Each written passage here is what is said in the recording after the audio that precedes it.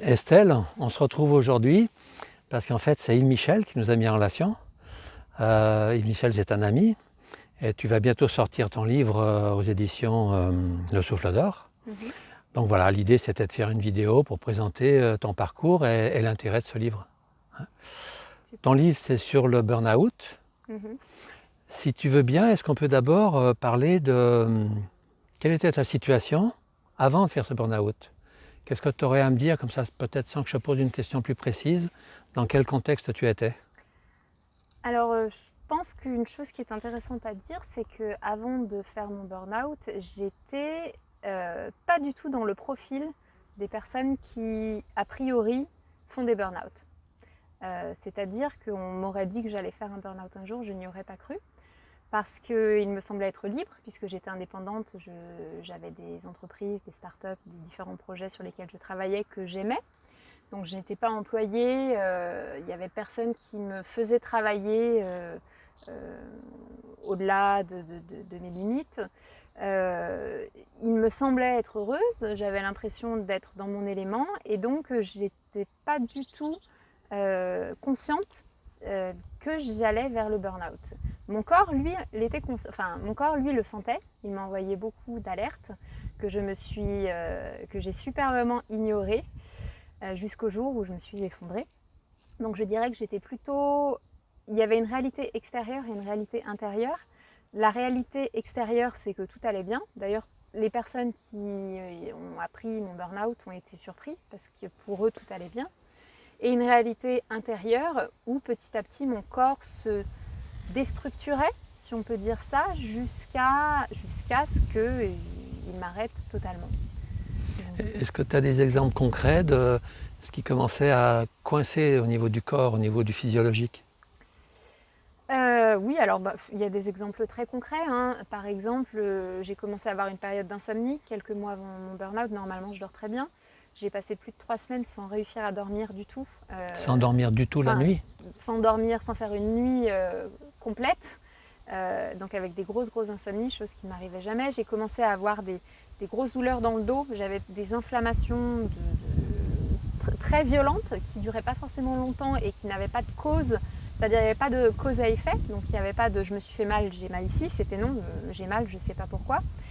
Et après, qu'est-ce qu'il y a eu? Il y a eu, dans les semaines qui ont précédé mon burn-out, une incapacité à faire des choses, donc je n'arrivais plus à produire. Moi qui produisais beaucoup, j'étais assise et je travaillais et j'étais un peu comme si je tournais un peu dans le vide. Je n'arrivais plus à avancer. Et j'ai envie de dire que vraiment le signe précurseur, mais ça je l'ai compris après, c'est un petit peu cette perte de cohérence et cette perte d'envie et cette perte de... On n'a plus de place pour rien d'autre quand on a un burn-out. On prend plus soin de soi, on prend plus soin de faire les choses qu'on aime et qui nous font du bien. On est toujours dans le devoir, on est toujours dans le je vais y aller, je vais y arriver, je dois le faire. Et donc on avance, on avance, on avance. Mais en même temps, il y a ce sentiment que l'on n'accepte pas de perte de Alors, sens. avant peut-être de partir trop loin sur l'arrivée du burn-out, Ouais. moi j'ai compris que tu étais dans le plaisir de faire, dans le plaisir, tu me parles de ces startups, tu étais dans un plaisir de création, quoi. Oui, alors oui. J'étais dans le... Mais alors, ce qui est intéressant, c'est que le burn-out, il n'est pas que individuel. Il est aussi collectif. Et c'est-à-dire que mon plaisir de faire, mon envie créatrice a été prise en otage, d'une certaine manière, par un environnement qui a tué comment dire, le projet avant même qu'il puisse vivre. C'est-à-dire que je me suis rendu compte, et petit à petit, que quand on travaille dans le monde des startups, et on cherche des investisseurs, il faut développer un projet, il faut trouver des clients, on a l'impression d'être en train de changer le monde, et c'est ce que l'on veut. Souvent, on veut proposer un nouveau produit pour améliorer quelque chose. Moi, j'étais dans l'éducation, donc on avait créé un univers pour des petites filles, et puis après, j'avais créé une application pour aider les gens à gagner de l'argent. Enfin, donc c'était toutes ces choses-là, donc vraiment un caractère souvent un peu social. Et donc j'étais heureuse de faire ça, mais petit à petit j'ai commencé à percevoir que tout ce que je faisais ne servait à rien parce que l'industrie dans laquelle j'inscrivais mes efforts avait comme tout bloqué. C'est-à-dire qu'on ne trouvait pas d'investisseurs. Quand on trouvait des investisseurs, ils nous faisaient changer complètement le projet pour l'éloigner de son intention d'origine. Et souvent, on se retrouvait à faire le contraire de ce que l'on voulait faire au départ, mais on était un peu pris au piège. Et donc, je travaillais, j'étais heureuse, mais en même temps, je commençais à être de plus en plus consciente qu'il y avait quelque chose qui ne tournait pas rond. Tu as dit quelque chose, c'est-à-dire que ce n'était pas encore identifié, ce quelque chose? C'était pas encore identifié. Alors oui et non, c'est-à-dire que j'avais identifié certaines choses, mais je ne savais pas comment sortir de ce cercle vicieux. C'est-à-dire que voilà, j'étais consciente qu'il y avait des choses qui ne m'allaient plus, que je ne voulais plus travailler autant, que je ne voulais plus dépendre d'investisseurs potentiels qui allaient me dire ce que je devais faire. Mais en même temps, j'avais l'impression de ne pas avoir le choix. Et donc, je travaillais toujours plus pour essayer d'obtenir toujours plus. Et je pense que on n'est pas à risque de burn-out quand on est totalement dans l'inconscience. Mais quand on commence à se rendre compte de certaines choses qui ne nous vont plus, mais qu'on reste quand même, il y a comme une fracture qui se crée à l'intérieur de nous. Donc d'un côté, on est conscient et on sait que ce n'est pas bon pour nous, mais de l'autre côté, on se sent prise au piège et de toute manière, on n'a pas de solution, donc on reste quand même. Et il y a un moment, tant qu'on est inconscient, il ne se passe rien, on est unifié, bon, hop. Mais quand on commence à devenir conscient, on peut avancer pendant un moment, mais il y a un moment où le corps dit stop, parce qu'on est vraiment dans l'incohérence, voilà. Ok. Donc avant d'arriver à ce basculement, est-ce que toi, pendant ce temps-là, où ces phénomènes se passaient, est-ce que toi, tu pouvais encore prendre du temps pour toi? Ou si tu étais parti dans une spirale?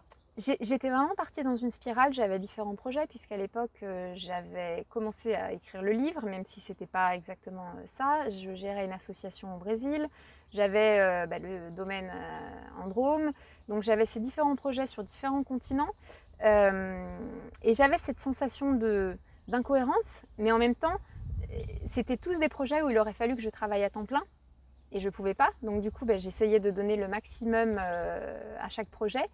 Et le temps que je prenais pour moi, finalement, j'en prenais un petit peu, mais comment dire, ça n'avait plus de sens à la fin. Les semaines qui ont précédé mon burn-out, les mois qui ont précédé mon burn-out, c'était comme si c'est pas là où j'ai travaillé le plus.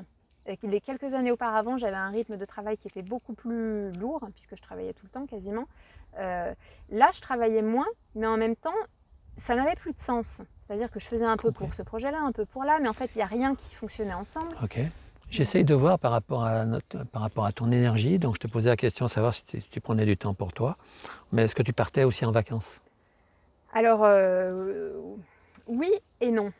Ce qu'il faut savoir, je pense que ce que pas mal de personnes ont découvert avec le travail à la maison, hein, c'est que je partais souvent, je voyageais beaucoup, mais au final, j'avais toujours mon ordinateur et je travaillais tout le temps.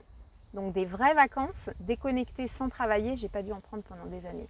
C'est-à-dire qu'au final, j'étais dans un endroit où je croyais être en vacances, mais je travaillais plusieurs heures par jour, tous les jours, donc c'était pas des vacances. Et tu étais connecté en permanence à tes préoccupations, à ce qu'il fallait créer, à ce qu'il fallait résoudre, à ce qu'il fallait faire avancer. Parce que j'avais le sentiment que si je ne le faisais pas, le projet allait ne pas avancer et que ça... Il n'y avait pas de moment où tu mettais ton cerveau en repos? Non.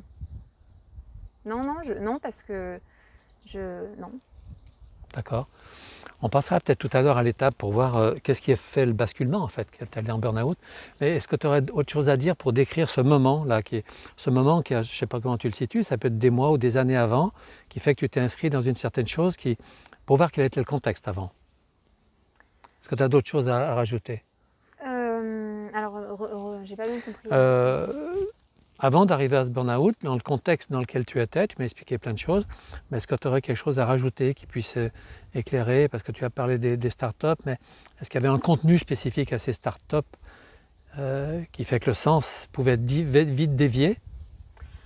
Oui, par rapport au contenu, à la volonté de... Bien évidemment. Pour donner juste un exemple donc, qui est personnel, moi quand je me suis lancée dans le monde des startups, c'était pas du tout ma passion, la technologie, moi j'ai jamais forcément aimé ça. Mais je me suis inscrite dans un projet qui s'appelait à l'époque MuseWorld, qui était un nouvel univers pour des petites filles où il y avait des livres, des poupées et un site internet comme un réseau social pour des petites filles. Et notre objectif, c'était vraiment d'ouvrir les fillettes à différentes valeurs, à différents projets, les stimuler leur curiosité, voilà. Et ça, c'était parce que c'était notre idéal, c'était notre envie. Mais petit à petit, quand on a commencé, donc on voulait vraiment que MuseWorld soit un outil d'épanouissement pour elles. Et quand on a commencé justement à rechercher des fonds, des investisseurs, on s'est rendu compte que tout ce qui les intéressait, c'était de gagner de l'argent et de créer de la dépendance, en fait. De la dépendance, que les petites filles se connectent le plus longtemps possible, qu'elles passent le plus longtemps possible. Et toutes ces choses-là, en fait, nous, on n'était pas... J'ai des frissons quand même. Nous, c'était pas ça notre objectif. Nous, on était alors peut-être un peu déconnectés de la réalité, mais on avait vraiment un idéal. On voulait vraiment offrir quelque chose de différent aux enfants. Et donc, on se disait, oui, non, mais ça, nous, c'est pas ça qu'on veut. Donc, en même temps, on était un pas en avant et puis en même temps un pas en arrière. Et on a fait plusieurs fois des choses. Par exemple, on a installé un système de sécurité extrêmement poussé parce qu'on est parti du principe que des petites filles n'avaient pas à parler à des personnes qu'elles ne connaissaient pas sur Internet, ce qui a fait chuter le nombre d'inscriptions de la communauté. Les investisseurs potentiels ont dit « Oula, mais vous vous rendez compte, alors c'est super, c'est très bien ce que vous avez fait, mais en même temps, du coup, ils n'étaient plus intéressés. » Donc, c'est un petit peu ce côté, il y avait une espèce de perversité, c'est-à-dire que si pour avoir ce qu'on voulait, c'était de l'argent pour continuer à développer notre univers puisqu'on n'en gagnait pas suffisamment pour exister, eh bien on était obligé de faire ce que nous ne voulions pas faire. Presque l'opposé. Presque l'opposé, mais c'était pas dit comme ça. Et je pense qu'on s'en est pas forcément rendu compte sur le moment. On restait dans nos valeurs. Il y a des choses que nous n'avons pas acceptées et nous n'avons d'ailleurs jamais trouvé de l'argent. Au final, ça s'est pas fait. Mais tant mieux parce que nous faisions ça par passion, par envie, et nous étions dans un système où les gens faisaient ça que pour l'appât du gain en fait. Ils voulaient juste faire un gros coup et puis revendre la structure des millions d'euros plus tard à Disney au bout de 3 ans. Et donc on était un petit peu incohérents, parce que nous on aurait voulu que ça dure pendant 20 ans et faire vraiment développer quelque chose de beau. Et ça je l'ai retrouvé après. Donc avant le burn-out, j'ai eu une alerte au burn-out. Donc justement quand j'étais dans ce projet-là, à un moment, un soir, j'ai lu un mail, juste avant d'aller me coucher, un mail du travail, qui m'a profondément contrariée. J'ai passé une nuit sans dormir et le lendemain, j'étais pliée en deux de douleurs au niveau du ventre. J'avais des douleurs, mais affreuses. J'ai été voir des médecins, je vivais à Paris à l'époque, j'ai été voir plusieurs médecins et ils m'ont tous dit non, mais vous n'avez rien, c'est le stress qui vous a mis dans cet état-là. Et j'ai passé 3 semaines couchée à me tordre de douleur et ça a été, et j'ai cru que c'était un burn-out. Est-ce que ça t'est possible d'évoquer quel était le contenu de ce mail ou pas? C'était un contenu avec l'un de mes collaborateurs en fait. C'était l'un de mes collaborateurs par rapport à un projet. C'était... En fait, ce que j'ai découvert, c'est que souvent, les personnes qui font des burn-out sont ce que Freudenberger, le docteur qui a inventé le terme du burn-out, appelle des battants. Des gens qui donnent, et on donne trop. Et donc, quand on donne trop, eh bien, parfois, on ressent de la frustration quand on voit que nos collègues donnent moins. Mais ça, c'est intéressant ce point-là. Ah oui, c'est très intéressant. De la frustration, mais en même temps de l'amour, parce que moi, je travaillais avec des gens que j'aimais, qui étaient des amis ou de la famille, donc c'était des gens que j'aimais. Mais en même temps, il y avait cette frustration qui a commencé petit à petit à augmenter. Plus je donnais, et plus je voyais que eux gardaient leur équilibre, tandis que moi, j'étais en train de me sacrifier quelque part pour la bonne cause. Et ça, et donc ce mail, je ne sais plus exactement ce qu'il disait, mais ce que je sais, c'est qu'à nouveau, j'ai eu ce sentiment-là de dire, mais en fait, pourquoi est-ce que je fais tout ça alors que tout le monde garde sa vie tranquille, alors que notre entreprise est en train de couler ou va pas survivre. Et ça m'a profondément contrariée. Et c'est là où j'ai déjà commencé à avoir une compréhension de tout cet univers des startups, où je me suis dit, mais en fait, tout est tordu, parce que c'est tordu, ça ne marche pas en fait. Je me retrouve à faire le contraire de ce que je voulais faire. Et c'est pas ce que j'ai envie de faire, c'est pas ce que j'ai envie de ressentir. Et donc j'ai cru que j'ai fait un burn-out. Et je me suis dit, 3 semaines, oh là là, 3 semaines couchées, hein, quand on est à 200% tout le temps, c'est beaucoup. J'imaginais pas qu'un jour j'y passerais 2 ans couchée et que je ferais un vrai burn-out. Ça, c'était qu'une alerte. Et suffisamment, et c'est ça qui a commencé à me faire voir des choses. Et là, je me suis dit, non, moi je ne veux plus travailler comme ça. Sauf qu'après, il s'est passé différentes choses. Donc j'ai fait une pause. J'ai décidé de mettre le projet en pause et je suis partie 3 mois dans la Silicon Valley, à la Singularity University, qui est un petit peu l'université des transhumanistes. C'est pas pour ça que j'y suis allée, moi je savais même pas ce que ça voulait dire transhumaniste à l'époque, mais c'est simplement une université où on étudie les nouvelles technologies d'innovation et on va voir comment est-ce que grâce aux nouvelles technologies on va changer le monde. Et notre objectif c'était d'impacter positivement la vie d'1 milliard de personnes en 10 ans. Donc pendant 3 mois, on était 80 étudiants du monde entier, triés sur le volet.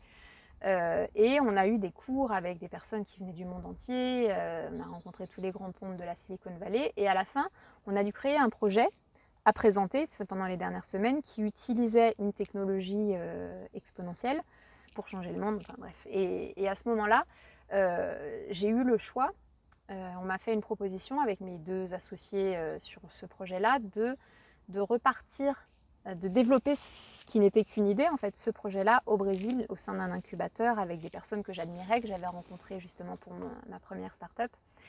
Et j'ai décidé d'y aller pour différentes raisons. J'ai décidé d'y aller en me disant, non mais cette fois-ci, je ne veux plus travailler comme avant. J'ai compris ce que je ne voulais pas, je ne veux plus travailler les week-ends, je ne veux plus travailler le soir, je veux essayer d'équilibrer ma vie, je veux essayer de faire du sport, voilà, toutes ces choses-là.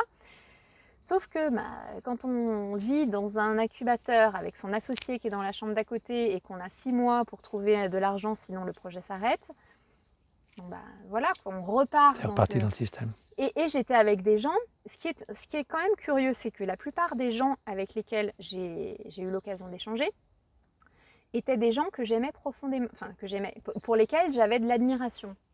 Et je pense qu'eux-mêmes étaient enfermés dans un système dont ils n'avaient peut-être pas conscience ou ils en avaient conscience. Et donc, je ne peux pas dire que les investisseurs que je rencontrais étaient des mauvaises personnes. Ce n'est pas vrai du tout.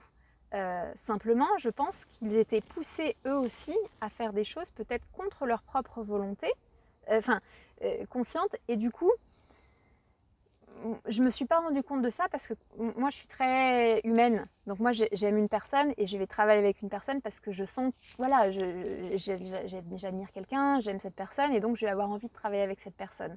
Peu importe le nom de son entreprise, la taille de son entreprise ou son chiffre d'affaires.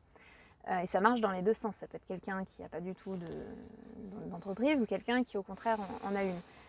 Et donc, je me disais, non, si ces personnes que je ressens comme étant tellement humaines, je ne me suis pas rendu compte qu'ils étaient eux aussi pris dans ce que j'ai appelé dans mon livre le paradigme de la technologie, en fait, de la technologie, de ce mode de société qui suit la technologie. Et donc, où l'homme devient l'esclave de la technologie et des quelques personnes qui en détiennent les clés au final. Ce que j'entends, c'est que tu étais avec des personnes de valeur, des personnes intéressantes, mais l'humain était broyé par le système qui, de toute façon, est piloté par le fric, enfin, si on peut le dire comme ça, quand même, par le système capitaliste. Exactement. Et où il faut multiplier par 10 et par 100 un investissement rapidement. Voilà. Et c'est pour ça, je pense que j'ai été aveuglée à nouveau parce que j'adorais mon associé, j'adorais les personnes avec qui nous avions l'occasion d'échanger à Rio. Et donc, je me suis dit non, mais on doit pouvoir réussir à faire quelque chose de bien. Mais là, à nouveau, petit à petit, pour pouvoir trouver des investisseurs, il a fallu rechanger le business model et faire quelque chose où, au final, je me disais, mais moi, j'ai pas envie de faire ça. Hein. Ok, je crois que là c'est clair ce qui s'est passé. Finalement, on se rend même compte que tu as repiqué une 2e fois dans le même système. Donc, et c'était des systèmes identiques, quoi. C'était le système identique. Et l'erreur que j'ai faite, c'est de penser que j'étais assez forte pour me battre contre. Pas pour me battre, mais pour résister au système entier. C'est pas vrai. Ça, c'est intéressant aussi. Voilà. C'est pas vrai. Le système m'a squeezé, il m'a craché. Ouais. Et c'est tout ce que j'ai gagné. Enfin bon, j'ai gagné d'autres choses. Et finalement, je n'avais pas passé sur ce questionnement-là, mais qu'est-ce que tu aurais dû faire alors pour ne pas... J'aurais dû tout quitter et quitter ce secteur de la technologie pour revenir à ce que j'aime, ce qui est l'écriture, ce qui est l'humain, l'organisation de rencontres, d'événements, de séminaires, et pas rester en fait dans cette société où la technologie est au centre. Voilà. Ok, merci Estelle. Donc on va arrêter là cette vidéo Et puis la prochaine, ce sera sur comment tu as plongé dans le burn-out, quoi. Comment ça t'est tombé dessus, je ne sais pas comment il faut le dire.